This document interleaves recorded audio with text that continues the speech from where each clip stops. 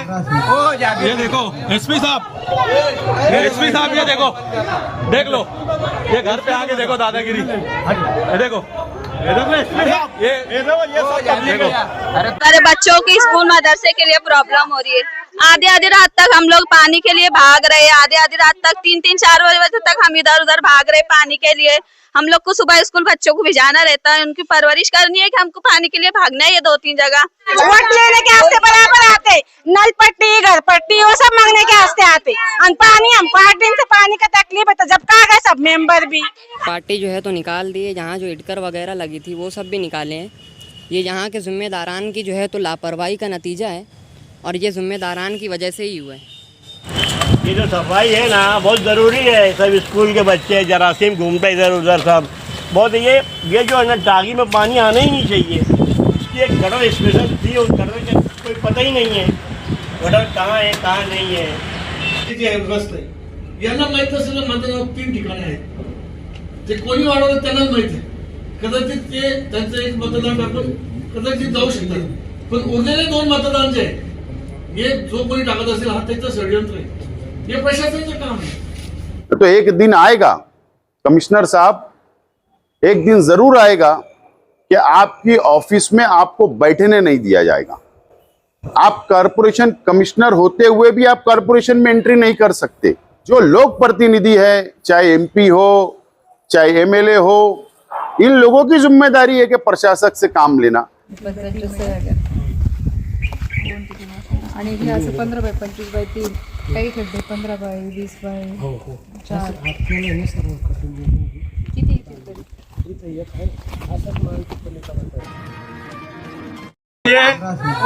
ये देखो एसपी साहब ये देखो, देख लो, ये घर पे आके देखो दादागिरी, ये देखो ये देखो।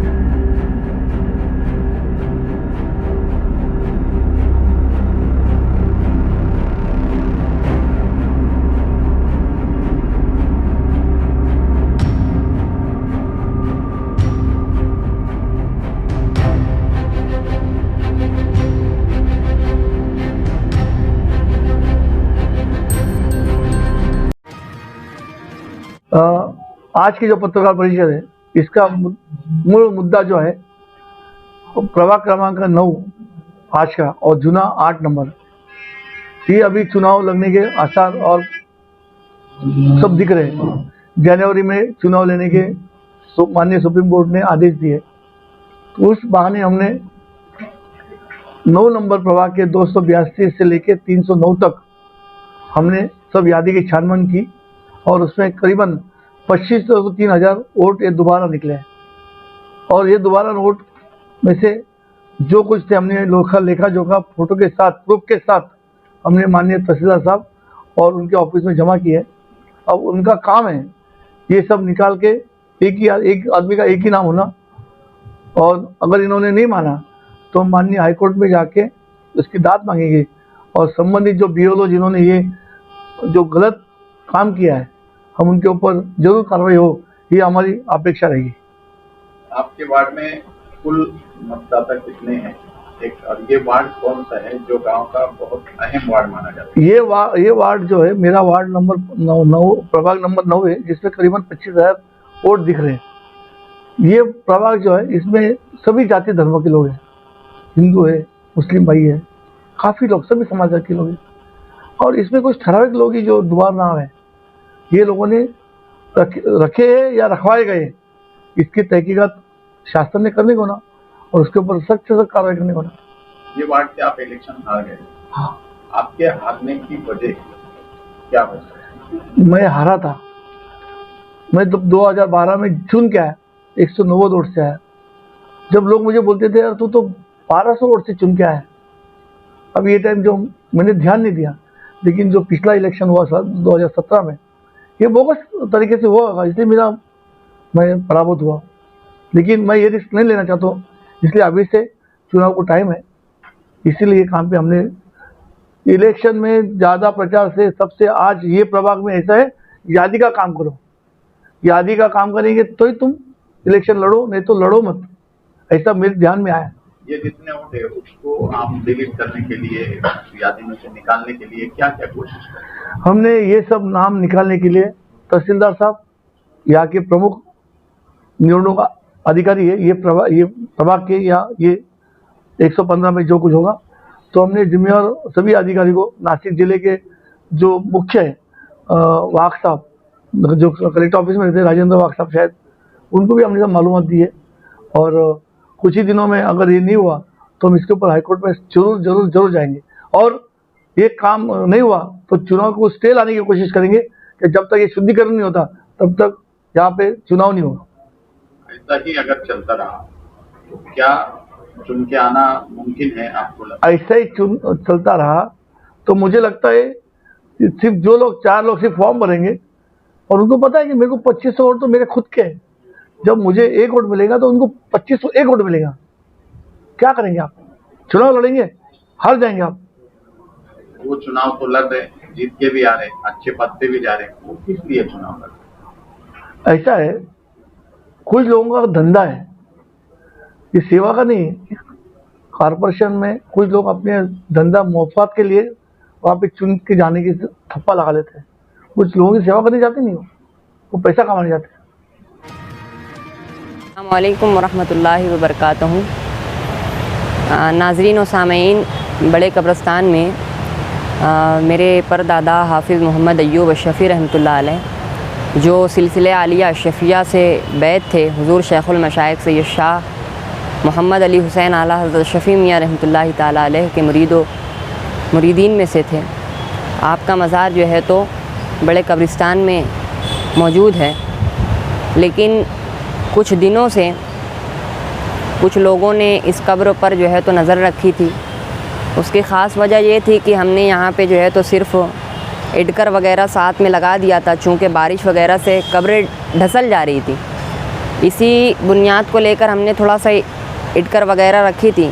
और यहाँ पे हमारे अजदाद की बहुत सारी कब्रें हैं, लेकिन वो बहुत सादा और प्लेन है, जिसको हमने आज तक बनाया तक नहीं, सिर्फ पार्टी और मट्टी से जो है तो ऐसे रखी हुई हैं, बाकी ना इडकर है साथ में। लेकिन ये हमारी एक कदीमी कब्र थी और एक मुस्तनद बुज़ुर्ग की कब्र थी, हमारे जद्द करीम की है, मेरे परदादा हैं। बताने का मकसद ये है कि यहाँ कुछ दहाइयों से यही काम होता चला आ रहा है।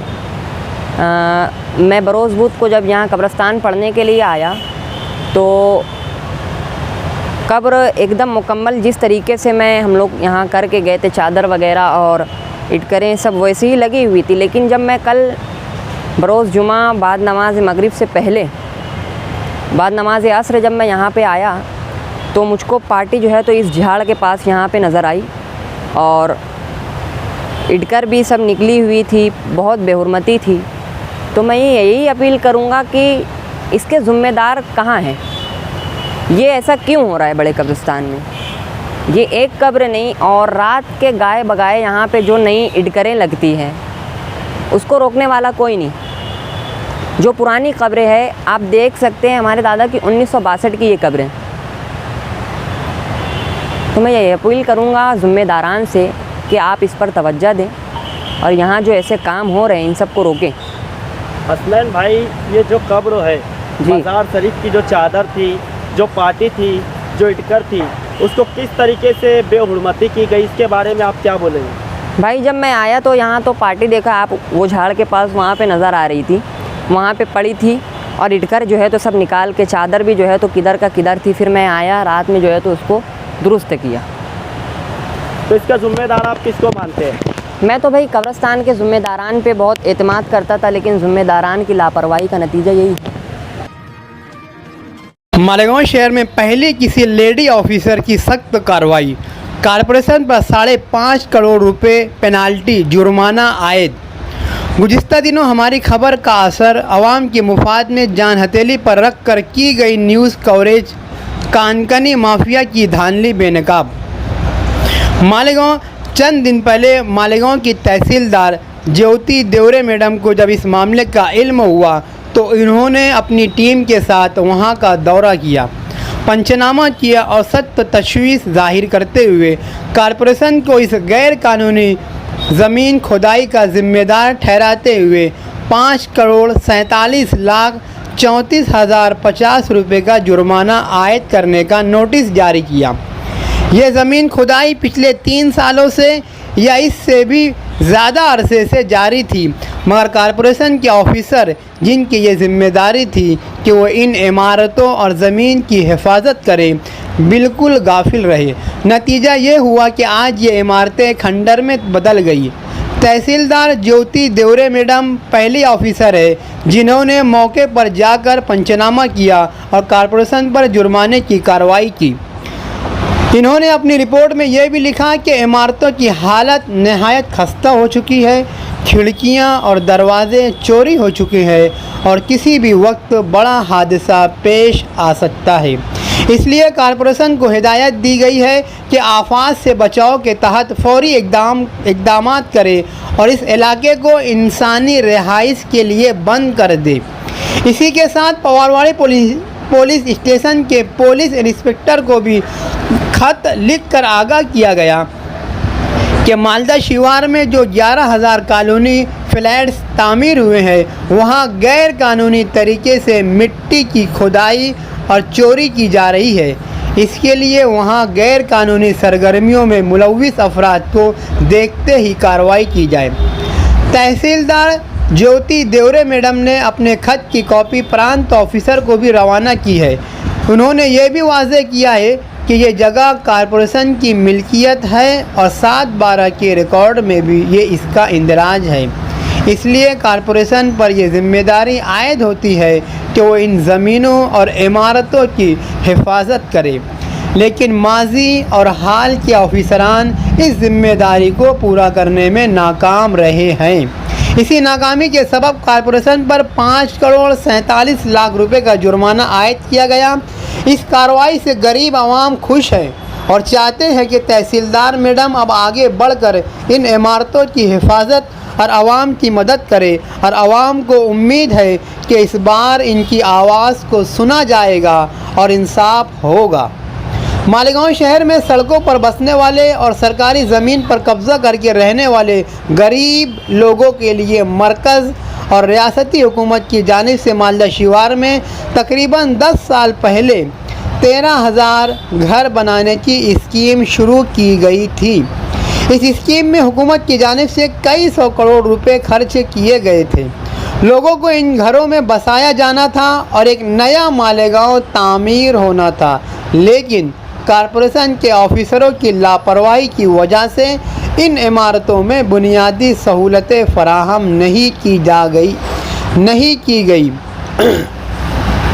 जिसकी वजह से वहां रहने वाले लोग परेशान हैं। दूसरी तरफ जिन इमारतों में लोग अभी भी नहीं बसे, इनको मट्टी, रेती, मुरम, कांचनी माफिया ने खंडर में तब्दील कर दिया। इमारतों के दरमियान की खाली ज़मीन में कई फीट गहरे गड्ढे खोद दिए गए हैं और वहां से मट्टी और दीगर सामान चोरी कर लिया गया। इसकी खबर सबसे पहले हमारे चैनल पर आपने देखी थी। इमारतों की खस्ता हालत और गढ़ों को देखकर ऐसा लगता था कि जैसे किसी साजिश के तहत इन इमारतों को बर्बाद किया गया है और कॉरपोरेशन के ऑफिसरान हाथ पर हाथ रखकर बैठे हैं। आने वाले दिनों में मज़ीद कार्रवाई होगी और कॉरपोरेशन के ऑफिसरान समेत इन कानकनी माफिया की धांधली का पर्दा बेनकाब होगा। आज मालेगांव शहर की जो हालत है,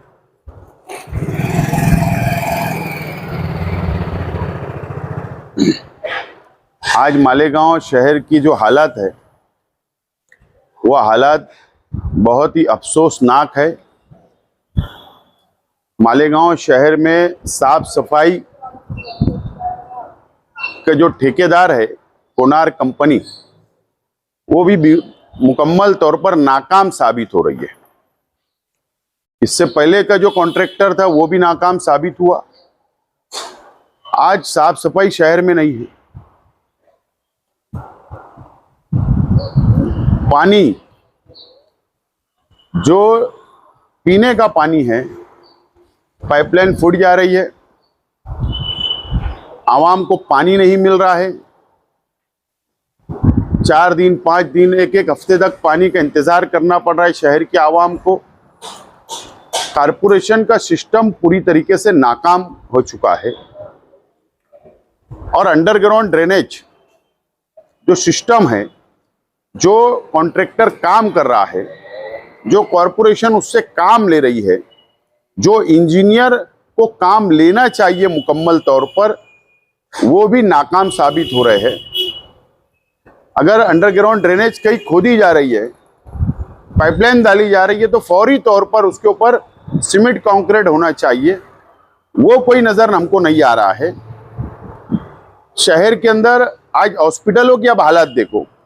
कॉरपोरेशन के जो हॉस्पिटल है आज भरे पड़े हुए, मच्छर बढ़ गए हैं, डेंगू मलेरिया अलग अलग बीमारियां शहर के अंदर फैल रही है। मुकम्मल तौर पर कॉरपोरेशन का सिस्टम खराब हो चुका है। कमिश्नर साहब का प्रशासन पर पकड़ नहीं है। कमिश्नर साहब शहर में कम और बाहर ज्यादा रह रहे हैं। कभी मुंबई का दौरा होता है, कभी कहाँ रहते हैं, कभी कहाँ रहते हैं, हमको तो पता ही नहीं है। कभी हमने ये नहीं देखा कि कमिश्नर साहब ने साफ सफाई वालों की मीटिंग ली, आरोग्य डिपार्टमेंट की मीटिंग ली, दवाखानों के लिए मीटिंग ली, अंडरग्राउंड ड्रेनेज वालों के लिए मीटिंग ली। पानी का पाइपलाइन फूट जा रही है, उस ताल्लुक से कोई मीटिंगें नहीं हुई। तो कमिश्नर साहब का काम क्या है? कमिश्नर साहब ने फौरी तौर पर एक्शन लेना चाहिए, मीटिंगें लेना चाहिए और जो सिस्टम शहर का खराब हो चुका है वो सिस्टम को दुरुस्त करना चाहिए। तो एक दिन आएगा कमिश्नर साहब, एक दिन जरूर आएगा कि आपकी ऑफिस में आपको बैठने नहीं दिया जाएगा। आप कॉरपोरेशन कमिश्नर होते हुए भी आप कॉरपोरेशन में एंट्री नहीं कर सकते। ठीक है, पर्दे के पीछे क्या साठगांठ होती है कॉन्ट्रैक्टरों से मुझे नहीं पता, लेकिन शहर के अंदर जो आज हालात है उसको कंट्रोल करने का काम कमिश्नर साहब का है। और आज प्रशासक राज है, बॉडी नहीं है, चुनाव अभी तक नहीं हुए और जो लोक प्रतिनिधि है, चाहे एमपी हो चाहे एमएलए हो, इन लोगों की जिम्मेदारी है कि प्रशासक से काम लेना। लेकिन खैर आज फिजूल बातें, उन लोगों के ताल्लुक से, एमएलए और एमपी के ताल्लुक से क्या बोला जाए। लेकिन हमारे जैसे लोग जो अपोजिशन के अंदर है, जो मजबूत अपोजिशन करते हैं और कर सकते हैं, तो कमिश्नर साहब ने कम से कम अपोजिशन की बातों को मानना चाहिए और काम ले लो। नहीं तो अपोजिशन क्या कर सकता है ये आने वाले दिनों के अंदर कमिश्नर को पता चलेगा। यही रिक्वेस्ट है कमिश्नर साहब से, आप हमारा टाइम, हमारा सब्र, हमारा इम्तिहान मत लो। अगर आप इम्तिहान लोगे तो आप नाकाम हो जाएंगे और अपोजिशन पास हो जाएगा। डल ये जो सफाई है ना बहुत ज़रूरी है। सब स्कूल के बच्चे जरासीम घूमते इधर उधर सब बहुत, ये जो है ना टागी में पानी आना ही नहीं चाहिए। इसकी एक गटर स्पेशल थी, उस गटर का कोई पता ही नहीं है गटर कहाँ है कहाँ नहीं है। जैसे खम्बे से बताए थे, चलिए निकाल लिए जो है ना, ये निकाल, इसको जिससे रास्ता बनेगा तो मामला खत्म होगा। तो जो दीवार जो है ना, जो दीवार खुली है ना, इसको चेक करेंगे तो ये इसकी जो है ना पानी बंद होगा। दीवार जब तक बंद होगी नहीं, ये पानी आते रहेगा संडास का। और झाड़ी भी सब साफ़ कराना पड़ेगी। 3-4 लेबर के बस का काम नहीं है ये, कम से कम 15-20 लेबर होना, ये भी होना, जब कहीं जाके ये काम सीधा होगा, जब ये पानी की टाकी की हिफाजत रहेंगी।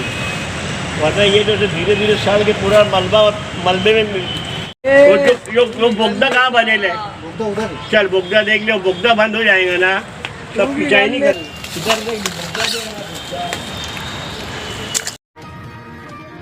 गली नंबर 55, गली नंबर 3, हमने 3 गली से पानी वाटेल छे। 10 दिवस हो गए, आज पानी यल नहीं, बिगर मुंह धोने की मैं आ रही पानी के वास्ते, तो भी पानी नहीं मिल रहा। दूसरे तरफ जाते तो भी पानी नहीं मिलता हमको पीने को नहीं है। नदी में पानी जाने को जगह नहीं है, नदी में भी गाह नहीं, जाने को जगह नहीं, कपड़ा लता धोने को जगह नहीं। हम इतना परेशानी कब तक उठाने का।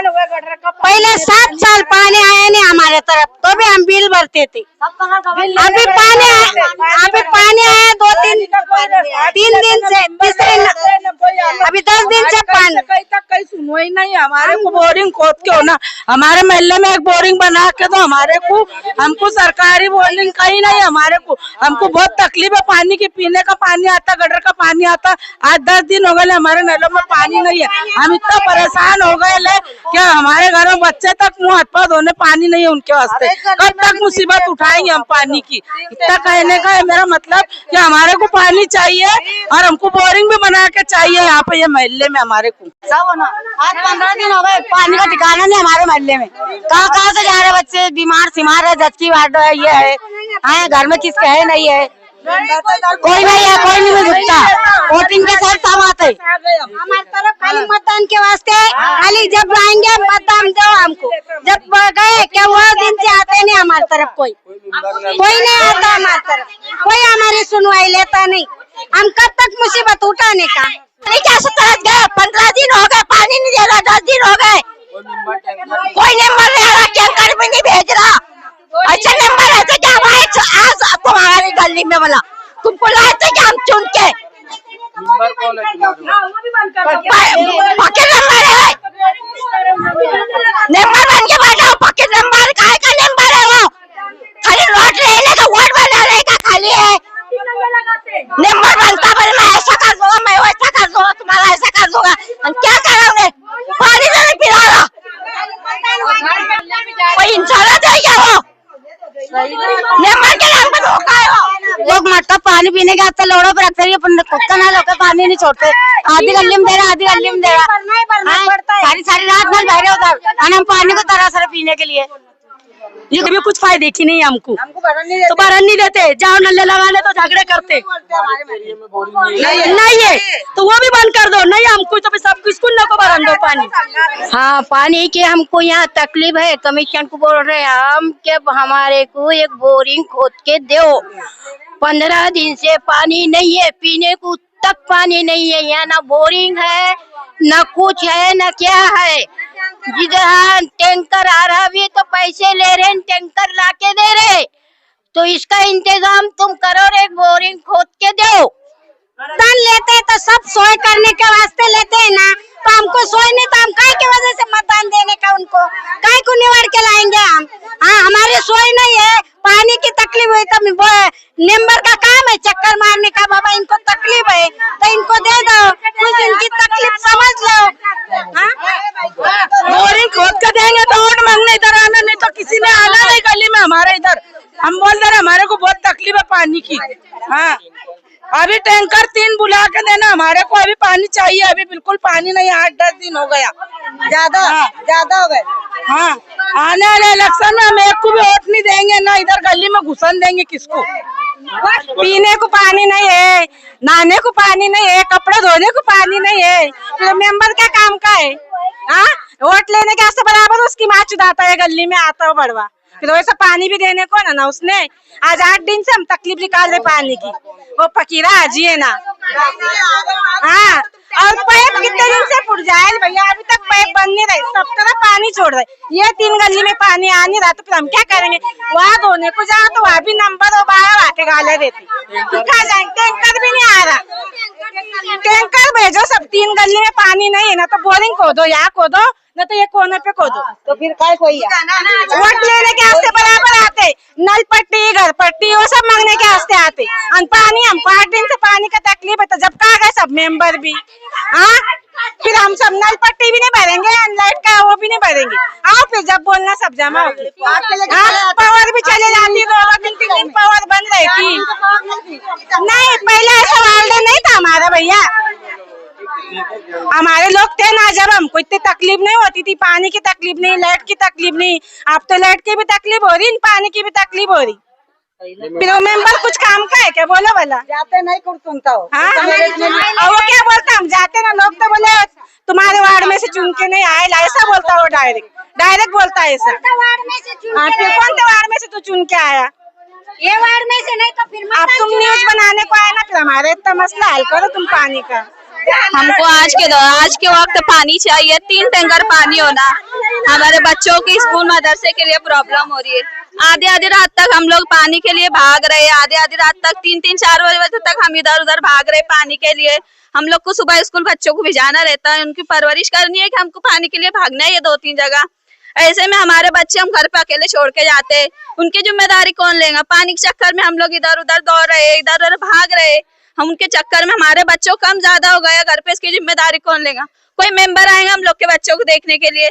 आजकल हमारे बच्चे हम छोड़ के 2-2 घंटा पानी के लिए इधर उधर जा रहे, कपड़े धोने हम लोग नदी पे जा रहे।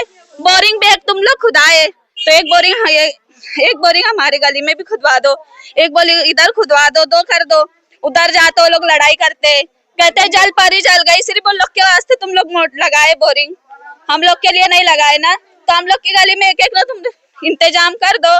हम तुमसे यही अपील करते हैं कि हम लोग तरफ एक बोरिंग खुदवा दो। पानी अभी हाल फिलहाल हमारे लिए टैंकर का इंतजाम कर दो, या फिर तुम लोग 1 घंटे के लिए हमारे लिए नल खोल दो।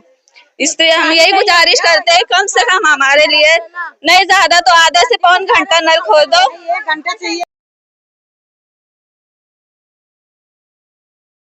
आप देख रहे हैं सैफ न्यूज मालेगांव।